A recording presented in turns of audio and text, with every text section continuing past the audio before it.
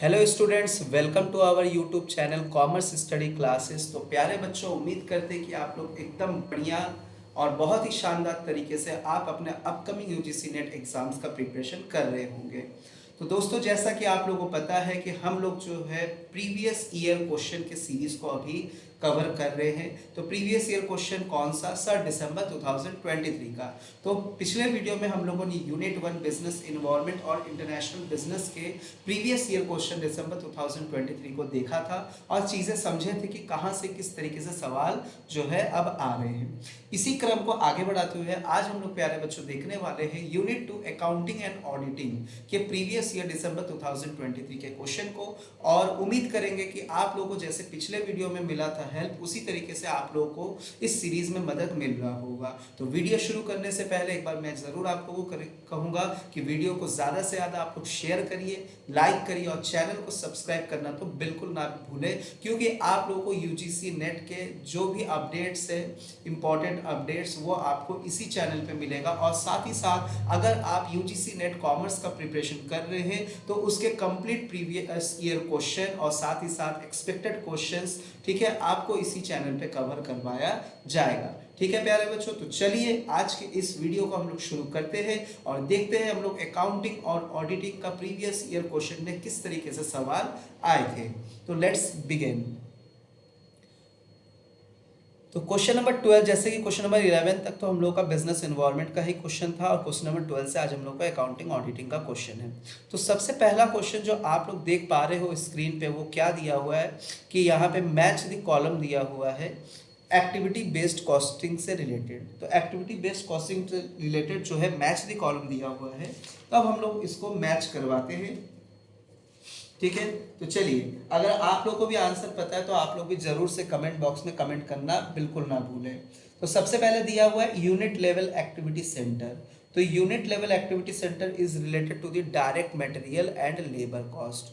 तो ए का आप मैच करवा दोगे direct material and labour cost. तो ए का 2 मिल रहा है क्या सर? हाँ, ए का 2 बट दो जगह मिल रहा है, पहले पे भी और दूसरे पे भी।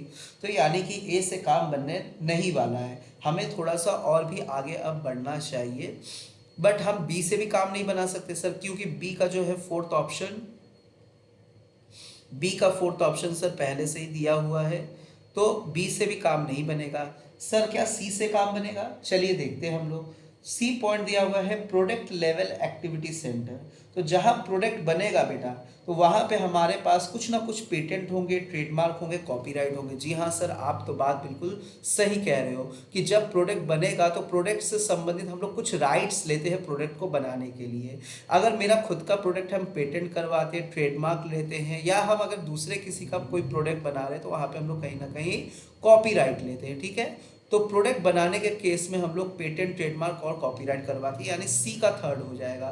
तो सी का थर्ड तो ऑप्शन नंबर सेकंड में है, ऑप्शन नंबर फर्स्ट में तो फर्स्ट है सी का, जो कि रॉन्ग है। तो करेक्ट आंसर क्या हो जाएगा? ऑप्शन नंबर सेकंड करेक्ट हो जाएगा। चलिए, नेक्स्ट है, in which ratio will remaining partner compensate the retiring partner for share of goodwill. हम सबको पता है कि सर एडमिशन के टाइम पर जब कोई नया पार्टनर आता है तो उसको ओल्ड पार्टनर क्या करता है? ओल्ड पार्टनर अपने हिस्से में से कुछ ना कुछ शेयर क्या करता है सर? सेक्रीफाइस करता है। बिल्कुल सही जवाब, सेक्रीफाइस करता है। इसी तरीके से at the time of retirement में, at the time of retirement में और डेथ के केस में, at the time of retirement और डेथ के केस में, तो क्या हो जाते हैं रिटायरमेंट और डेथ के केस में? तो eight the time of retirement और डेथ के केस में सर जो एग्जिस्टिंग पार्टनर है, एग्जिस्टिंग पार्टनर वो अपना शेयर छोड़ के जाता है। ठीक है ना, एग्जिस्टिंग पार्टनर अपना शेयर छोड़ के जाता है और इस शेयर को, ठीक है ना, कंटिन्यूइंग पार्टनर एक्वायर कर लेते हैं। एक्वायर करते हैं किस रेशियो में? गेनिंग रेशियो में। बिल्कुल सही जवाब। तो इसका सही आंसर क्या हो जाएगा सर? गेनिंग रेशियो हो जाएगा। अगला सवाल हम लोग देखेंगे, क्वेश्चन नंबर 14 क्या कह रहा है? Lakshmi industry issued share of ₹1000 at a premium of 10 per share, payable ₹20 on application, ₹35 on allotment including premium. तो तो देखिए प्रीमियम कितना है, 1000 के शेयर पे 10 रुपये पर शेयर प्रीमियम है, ठीक है ना। Industries issued share of ₹1000 at a premium of ₹10 per share payable as 20 on application, 35 on allotment and the balance on the first and final call, ठीक है। अब यहाँ पे कह रहा है mister x who held 200 share has paid only the application money and this share was subsequently forfeited by the company। तो Lakshmi industry issue कर रहा है issued share of ₹1000 at a premium of, अच्छा तो 200 शेयर को क्या हो जा रहा है, paid has paid only application money and this share were subsequently forfeited by, सिर्फ एप्लीकेशन मनी दिया है और कितना पैसा नहीं दिया है। In this regard by which amount this share forfeited account will be credited, ठीक है। तो कितने से शेयर फॉरफिटेड अकाउंट को हम लोग क्रेडिट करेंगे, तो सर 200, हमें पता है कि एंट्री क्या हो जाएगा, अगर हम आपको पूरा कंप्लीट एंट्री बताएं कि सर देखिए जर्नल एंट्री क्या हो जाएगा, जनरल एंट्री हो जाएगा शेयर कैपिटल अकाउंट डेबिट होता है, शेयर कैपिटल अकाउंट डेबिट, ये कितने अमाउंट से होता है सर, ये होता है अमाउंट से number of share forfeited, number of shares forfeited multiplied by the called up amount, कितना पैसा मांगा गया है multiplied by the called up amount. टू कर देंगे sir to calls in arrear, जो पैसा नहीं दिया है टू कॉल्स इन एरियर हो जाएगा, टू शेयर फॉरफीचर हो जाता है। टू शेयर फॉरफीचर का मतलब तो प्यारे बच्चों जब भी शेयर को फॉरफिट किया जाता है तो जो पैसा आप नहीं दिए उससे तो क्रेडिट हो ही जाएगा टू कॉल्स इन एरियर, साथ ही साथ जो पैसा, क्योंकि आपका शेयर तो यहाँ पे कैंसिल आउट किया जा रहा है, जब्त कर लिया जा रहा है, तो जो जब शेयर हम आपका जब्त कर लेंगे तो आप इसमें कुछ तो पैसा दिए होंगे लेकिन कंपनी वो पैसा लौटाता नहीं है, तो जो पैसा नहीं दिया उसके लिए तो मैंने जब्त कर लिया और जितना पैसा आपने नहीं दिया वो हमारे कॉल्स इन एरियर में चला गया, और क्योंकि जब शेयर जब्त किया उसमें जितना पैसा मुझे मिल चुका था, ठीक है, वो तो कंपनी लौटाती नहीं है, तो उस पैसे को कंपनी कहाँ ट्रांसफर कर देता है, टू शेयर फॉरफीचर अकाउंट में। तो आपसे सवाल तो यही पूछा है कि शेयर फॉरफीचर अकाउंट में कितना पैसा ट्रांसफर होगा। सर अभी आपने बताया कि यहाँ पे कितना अमाउंट ट्रांसफर होता है, जो पैसा मिल चुका होता है, ठीक है ना। तो number of shares forfeited multiplied by the amount received, तो कितना शेयर फॉरफिट करना है, 200 शेयर सर फॉरफिट करना है, मल्टीप्लाइड बाय दी सर देखिए 20 रुपये केवल एप्लीकेशन का मिला है, तो यहाँ पे कितना अमाउंट हो जाएगा सर 4000 रुपये हो जाएंगे। तो option number 1 is your correct answer.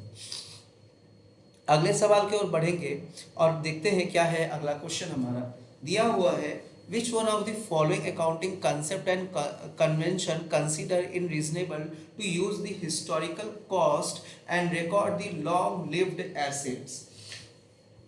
तो प्यारे बच्चों बहुत ही आसान सा सवाल पूछा हुआ है, उम्मीद करते हैं कि आप सबने जो है इस सवाल का आंसर ज़रूर से सोच लिया होगा। तो क्या होने वाला है बताइए, सही सवाल का आंसर सोचा होगा आपने, इस सवाल का जो सही आंसर है वही आपने सोचा होगा। तो क्या होना चाहिए सर, कह रहा है कि हम लोग जो है कौन से कॉन्सेप्ट और कन्वेंशन के अकॉर्डिंग हम लोग जो है एसेट्स को हिस्टोरिकल कॉस्ट में रिकॉर्ड करते हैं और ये मानते हैं कि ये जो एसेट्स है लंबे समय तक हमारे पास चलेगा, एक लॉन्ग लिव्ड एसेट्स होगा।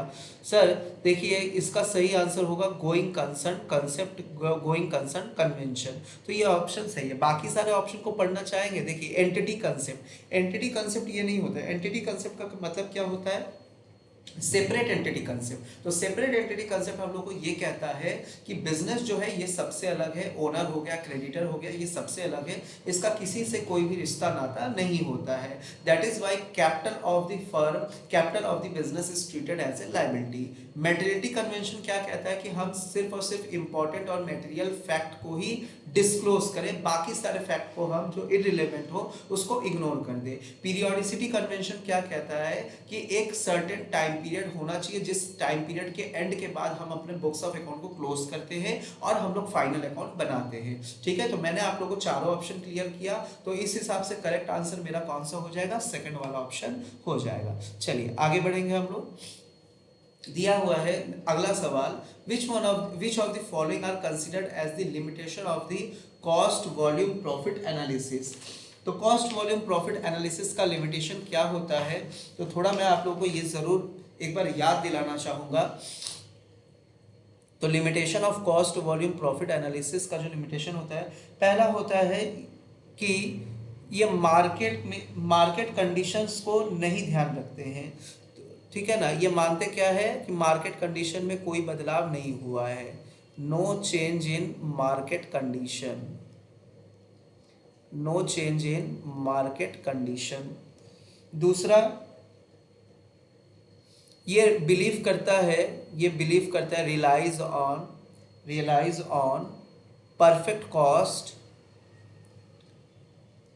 Cost and revenue behaviour. ठीक है। तीसरा इसका जो लिमिटेशन है वो क्या है, कॉस्ट जो इंकर्ड करता है business, cost incurred by business, दो ही तरीके का कॉस्ट होता है। ठीक है ना, ये ऐसा मानता है, या तो वो फिक्स होगा, सर वो दो कौन सा कॉस्ट होगा, या तो वो फिक्स होगा या तो वो वेरिएबल होगा। इसका यही मानना है कि दो ही कॉस्ट होता है। हालांकि एक और भी कॉस्ट होता है, सेमी वेरिएबल कॉस्ट भी होता है, बट उसके बारे में यहाँ पे कुछ भी बताया नहीं गया है, ये इस चीज़ को नहीं मानता है, तो इसका लिमिटेशन है। उसके बाद इन्होंने कहा है, इसका जो सबसे मेजर लिमिटेशन है, इन्होंने कहा है कि सेल्स मिक्स रेशियो जो होगा, सेल्स मिक्स रेशियो वो हमेशा कांस्टेंट रहना चाहिए। बट प्रैक्टिकली ये क्या है, ये चलने वाला नहीं है कि आप सेल्स मिक्स रेशियो को हमेशा कांस्टेंट ही रखोगे। अदर जो वेरिएबल्स है, अदर वेरिएबल्स भी कांस्टेंट है, except other variables also constant except volume नहीं कांस्टेंट है, हम चाहे जितना सेल कर सकते हैं, बट बाकी सारे ये वेरिएबल्स को भी इन्होंने कांस्टेंट माना है। तो ये इसके आप लोग देख पा रहे हो 5 लिमिटेशन है। तो इस हिसाब से जो हम लोगों का करेक्ट ऑप्शन बनेगा, अब आप लोगों को समझ में आ रहा होगा कि इसका करेक्ट ऑप्शन क्या बनने वाला है। सबसे पहले constant selling price regardless of the sale value, तो ए ऑप्शन में जहाँ पे नहीं मिल रहा है वो ऑप्शन आप एलिमिनेट कर दो, तो बी ऑप्शन में होने वाला नहीं है, सी आने वाला नहीं है। तो ए पहले और चौथे में है, और पहले और चौथे में बी भी है, तो ए बी तो हो जाएगा। अब देखा जाए लड़ाई किस में है, सी होगा कि डी होगा। सी क्या कह रहा है, margin of safety is constant, और डी क्या कह रहा है, sales mix and the inventory level are constant. तो मैंने मार्जिन ऑफ सेफ्टी को कांस्टेंट यहाँ पे नहीं बोला, तो मार्जिन ऑफ सेफ्टी यहाँ पे कांस्टेंट रहने भी नहीं वाला है। कौन सा कांस्टेंट रहने वाला है, sales mix and inventory level are constant. तो ए बी डी जो है करेक्ट ऑप्शन होगा। तो करेक्ट ऑप्शन क्या हो जाएगा हमारा, ए बी एंड डी। चलिए आगे नेक्स्ट क्वेश्चन की ओर हम लोग बढ़ेंगे। यहाँ पे देखेंगे पूछा क्या है, which of the following framework is considered as the open international standard for digital business reporting. ठीक है, तो ये फैक्चुअल बेस्ड क्वेश्चन है, तो इसका सही आंसर क्या हो जाएगा, इसका सही आंसर हो जाएगा XBRL रिपोर्टिंग।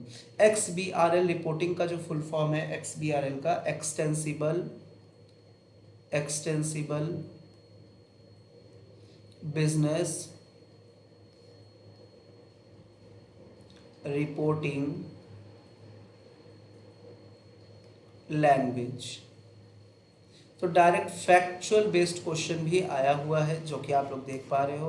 तो XBRL रिपोर्टिंग ये जो रिलेटेड है, ये open international standard for digital business reporting से रिलेटेड है। नेक्स्ट क्वेश्चन की ओर हम लोग चलेंगे और पढ़ेंगे, इसको देखेंगे क्या है। Which of the following are relevant in deciding among different course of action the manager need to consider the different revenue and cost of alternative।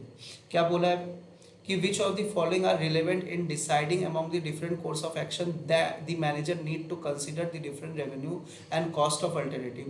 तो एक मैनेजर जो है किस किस चीज़ों को कंसिडर करेगा differential revenue and cost of alternative को सिलेक्ट करते समय या इसके रिगार्डिंग डिसीजन लेते समय। ठीक है, तो कौन कौन से चीज़ों को सिलेक्ट करेगा, कौन कौन सी चीज़ों को कंसीडर करेगा। तो क्या ये अपॉर्चुनिटी कॉस्ट को देखेगा, बिल्कुल सर, ये मार्केट में अपॉर्चुनिटी कॉस्ट को कंपेयर करेगा कि कौन सा अपॉर्चुनिटी ज़्यादा बेनिफिशियल है। ठीक है ना। और उसमें इकोनॉमिक प्रॉफिट हमें क्या मिल रहा है, इकोनॉमिक प्रॉफिट मीन्स जिसमें दोनों प्रॉफिट की हम लोग बात कर लेते हैं, ठीक है ना, एक्सप्लिसिट कॉस्ट और इम्प्लिसिट कॉस्ट दोनों की हम लोग बात कर लेते हैं, ठीक है। और उसके बाद हम लोग किसको करेंगे, फिक्स एंड संक कॉस्ट से कोई मतलब नहीं है, मार्जिनल रेवेन्यू मार्जिनल कॉस्ट है, इंक्रीमेंटल एंड मार्जिनल कॉस्ट, हाँ, कि अगर हम प्रोडक्शन बढ़ाएंगे तो उसका क्या इंक्रीमेंटल कॉस्ट हमें देखने को मिलेगा और उस इंक्रीमेंटल कॉस्ट के बदले मुझे कितना बेनिफिट मिलेगा। तो ए एंड डी जो है अप्रोप्रिएट आंसर इसमें लग रहा है। इकोनॉमिक्स एंड डिसइकोनॉमिक्स स्केल से यहाँ पे कोई मतलब नहीं है, ठीक है ना, क्योंकि यहाँ पे हम लोग डिफरेंशियल रेवेन्यू कि अगर हम रेवेन्यू बढ़ाना चाहेंगे, मतलब सेल्स बढ़ाना चाहेंगे, ठीक है ना, सेल्स बढ़ाएंगे तो मेरा रेवेन्यू बढ़ेगा, तो इसमें क्या कंसिडर करेंगे, तो इकोनॉमिक अपॉर्चुनिटी कॉस्ट और इंक्रीमेंट एंड मार्जिनल कॉस्ट कि अगर हम एक ज़्यादा यूनिट सेल करेंगे तो उससे हमारे मार्जिनल कॉस्ट में क्या असर होने वाला है। तो A and D is the appropriate answer. इस हिसाब से आपका ऑप्शन नंबर पहला जो है करेक्ट होगा। नेक्स्ट क्वेश्चन की ओर चलेंगे हम लोग। Which one of the following ratio are critically significant for an investor. तो इन्वेस्टर के लिए कौन सा रेशियो जो है ज़्यादा क्या है, इंपॉर्टेंट है, सिग्निफिकेंट है एक इन्वेस्टर के लिए। सबसे पहले सर हम फर्म का डेप्ट इक्विटी रेशियो देखेंगे। देखिए ये तो एकदम डैम श्योर है कि कोई भी इन्वेस्टर एक फर्म का डेप्ट इक्विटी रेशियो, इन्वेस्टर दोनों तरीके से हो सकता है ना, शेयर में भी इन्वेस्ट कर सकता है, डेप्ट में भी, ठीक है ना। तो आप ये मत सोचिए इन्वेस्टर को देखिए कि सर ये तो शेयर होल्डर होंगे ना, तो ये कोई भी हो सकते हैं, ठीक है ना, तो डेप्ट देने वाले भी पर्सन हो सकते हैं। तो डेप्ट इक्विटी रेशियो हम लोग देखेंगे कि लॉन्ग टर्म सॉल्वेंसी पोजीशन क्या है फर्म का।